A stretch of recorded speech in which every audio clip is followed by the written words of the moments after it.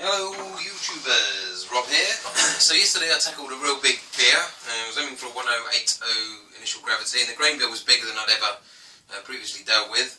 I normally just do brew in the bag method, so I've got my buffalo boiler, which I've showed you in a few previous videos, converted tea urn. I've got my bag, I've got the hop strainer inside, and I've got the brew in the bag. And I typically will use the single dunk, like a dunk batch sparge method into this second buffalo boiler, which is the 30 litre one. So I've got a 40 litre one and a 30 litre one, and all I do normally, under normal circumstances with a normal grain bill, is lift it up out of that, spin it round, give it a squeeze, and pop straight into that one, and give it a rinse 15 minutes. Set that to about 77 degrees strike temperature, and mash it about a little bit. Take the bag out, chuck it in another bucket, pour that into here, boil. And this sits on a sieve normally and just drips in slowly but surely in an IKEA sieve. I've done a previous video on that, but yesterday I came unstuck because the gravity was so high, the grain bill was a lot higher than I was used to coping with. My muscles were weak, and it came to pulling it out, and all of a sudden I can barely lift it, first of all, and it's spilling out and it's covering the sides of the bucket. As soon as it's coming out, it's basically bulging over the top with its bulging grain bill, pouring sweet water all over the boiler, down to the floor, under the units. Luckily the wife wasn't in, because I would be 6 feet under right now if she saw that. But it made my clean-up job so much longer. The whole day yesterday for a brew day was like 7 hours, and it needn't be. Normally it's about 5.5, so really struggled. I had to go around and get a neighbour to help me, which is rather embarrassing, but he's a home brewer himself, so he kind of came to my rescue, bless him, put on some oven gloves, and he did all the squeezing and the turning for me, while I just kind of held it up. Because I don't actually brew it down here, I'm normally up here just on a chair, it's really quite hard to lift it out, and it was heavy. Well, I've got no muscles, I'm a weakling. So he says to me, well look, grain fibres, have you ever heard of a grain fibre?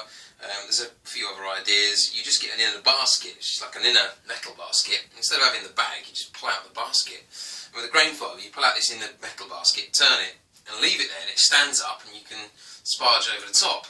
This is amazing, I don't have a grain fibre, unfortunately. They didn't exist when I started out with this, so I'm just trying to make do. I might just sack it off and buy a grain fibre one day, but until then I'll keep fighting a good fight. So I was looking at options, wire bin, like a mesh bin that you might use in an office for waste paper. I looked, what else did I look at? Turkey fryers. Americans fry turkeys. Right. Not tried that delicacy. We don't have those in England. We just normally like roast our turkeys on Christmas. Don't deep fat fry them. That's interesting.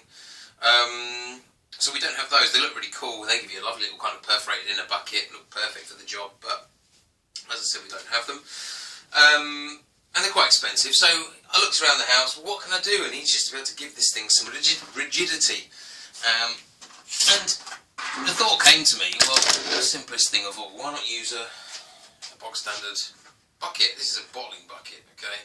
As opposed to it being a fermenting bin, a bottling bucket typically sits a little bit thinner and higher, and it has a spigot hole, and I've added numerous more holes using the hole saw I've got, which is on just like a drill attachment. It's an aggressively horrible thing, but it just goes straight through. It takes 5 minutes to do that many holes, literally.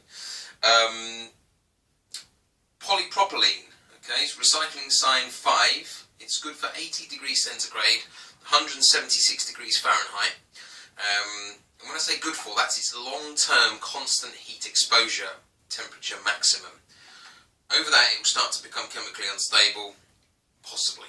It doesn't melt till 160 degrees centigrade, so no problems there. Certainly don't want this touching the bottom of the filament though. So I found this, I put it into the boiler, and lo and behold, it was a lovely fit, really lovely fit. The handles just hold it above the height of the boiler, and above the hop strainer, most importantly, the bazooka. So the plan now is to put this bucket in,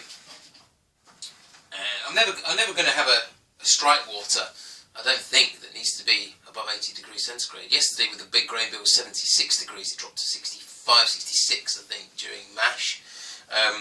So if I went even bigger grain, I might want to get up to 80, just to obviously it drops a lot when the grain goes in, so much grain it cools it down.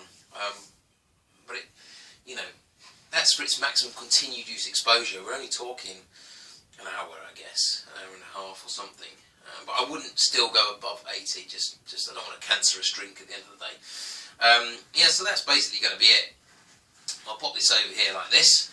Now, the grain fiber's also got this really cool feature, because when I started Googling those, you basically lift it out like that, and turn it and plop it down. It's got its like little legs, and it stands quite firmly, and just sits outside, allowing you to then sparge over the top.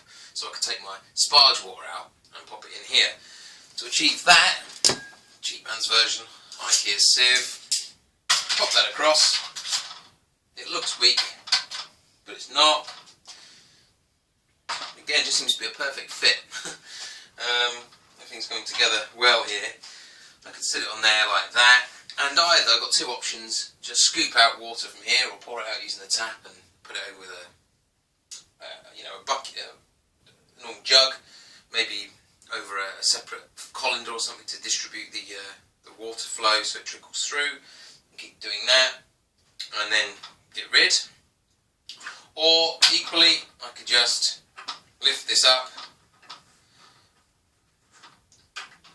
and dunk it in to my secondary boiler.